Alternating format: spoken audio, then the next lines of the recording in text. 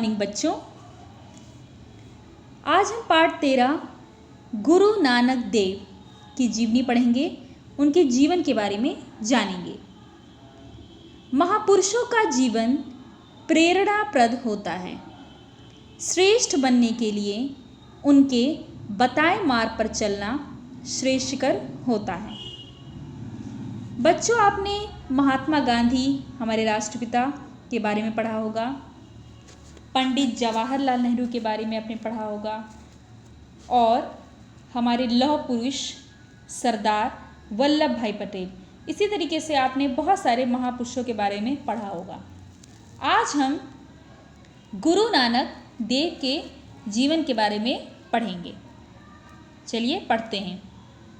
हमारा देश भारत जग प्रसिद्ध है। यहाँ अनेक संत और महात्मा हुए हैं जिन्होंने हमें सच्चाई के मार्ग पर चलना सिखाया। साथ ही साथ इन्होंने त्याग, तपस्या, परोपकार और अन्य मानवीय गुणों का विलक्षण परिचय दिया है। ऐसे ही एक महात्मा सिख धर्म के संस्थापक गुरु देव जी भी थे। गुरु नानक देव जी भी थे। गुरु नानक देव जी का जन्म पंजाब प्रांत के तलवंडी नामक स्थान पर सन 1469 ईस्वी में हुआ था। आजकल यह स्थान ननकाना साहिब के नाम से जाना जाता है, जो पाकिस्तान में स्थित है। गुरु नानक के पिता का नाम कालू चंद और माता का नाम तृप्ता देवी था।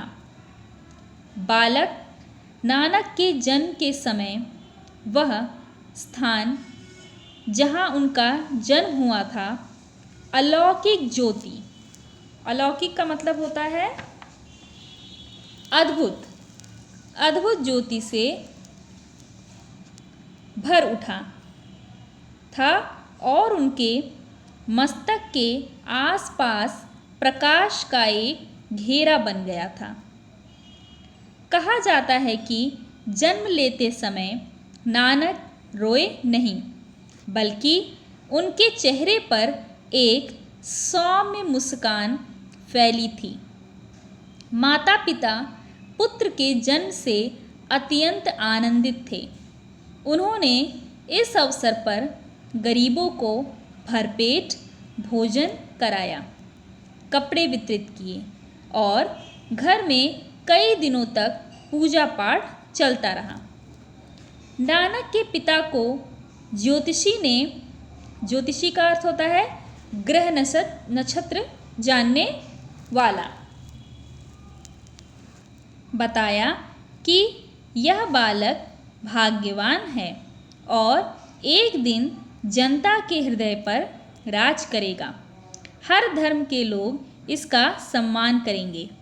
नानक जब 7 वर्ष के हुए तो इन्हें पढ़ाई के लिए विद्यालय भेजा गया, परंतु पढ़ने में उनका मन नहीं लगता था।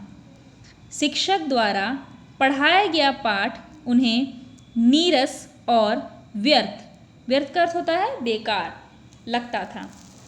अतः पिता ने उन्हें पशुओं को चराने का काम सौंप दिया। दूसरे दिन से वे पशुओं को चराने के लिए जाने लगे।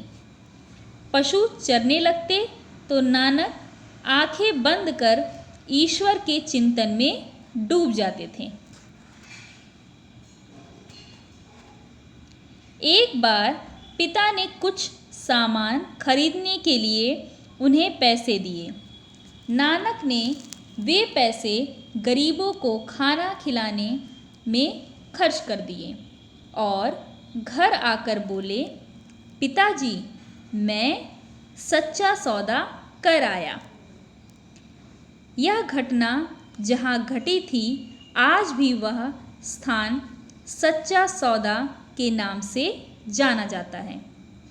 कहा जाता है कि नानक देव एक बार मक्का गए, जो मुसलमानों का प्रसिद्ध तीर्थ स्थल है।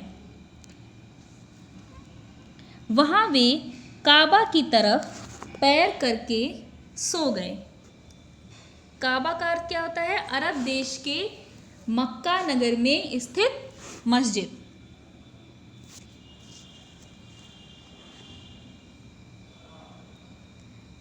हज करने आने वाले कोई भी यात्री काबा की तरफ पैर करके नहीं सोता। एक मुल्ला वहाँ आया और बोला, तुम कैसे आदमी हो? हज करने आए हो और यह भी नहीं पता कि खुदा के घर की तरफ पैर करके नहीं सोना चाहिए। गुरु नानक ने शांति से उससे कहा, अरे भाई, जिस ओर खुदा का घर ना हो उस तरफ मेरे पैर कर दो।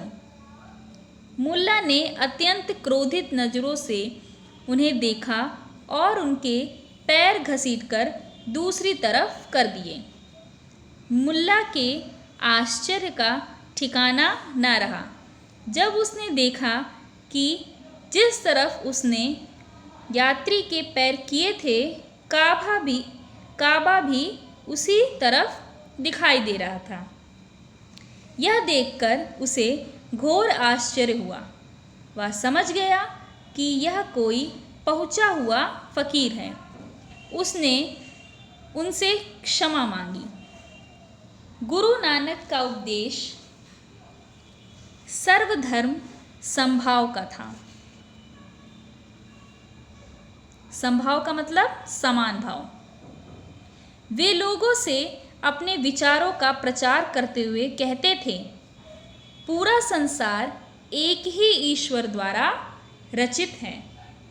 रचित मतलब बनाया हुआ है और सभी मनुष्यों को उसी ईश्वर ने रचा है।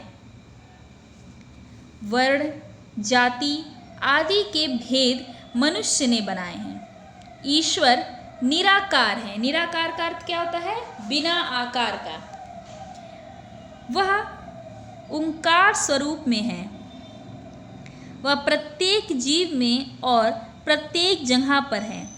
हमें पवित्रता और संयम से रहना चाहिए तथा उनका ध्यान करना चाहिए। हमें परिश्रम करना चाहिए और परिश्रम की कमाई ही खानी चाहिए। गुरु नानक के उपदेश गुरु ग्रंथ साहिब में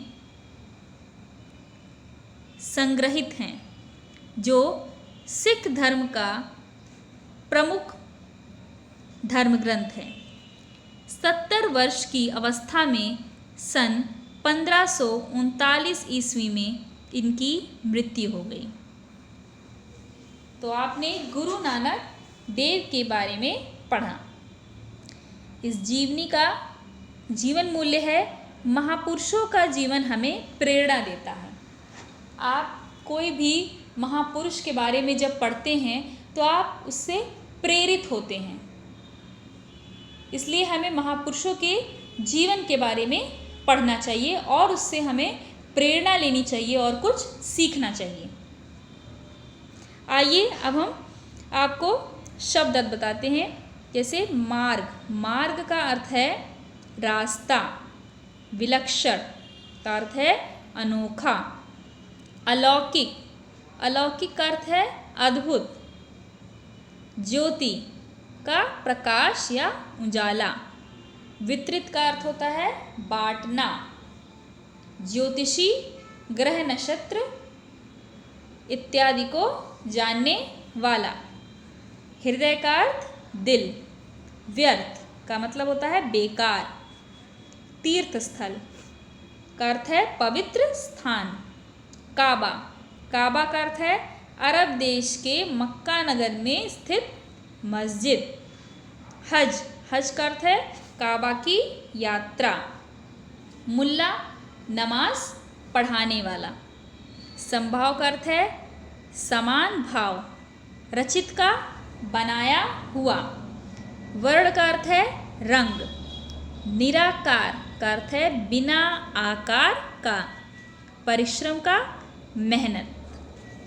तो बच्चों, आपने इस पाठ को पढ़ा। अभी इसमें आपको अपने घर पे इस पाठ को पूरा पढ़ना है और कि शब्द अर्थ जो मैंने आपको भी बताया इसे अपनी कॉपी में साफ साफ लिखना है। धन्यवाद बच्चों।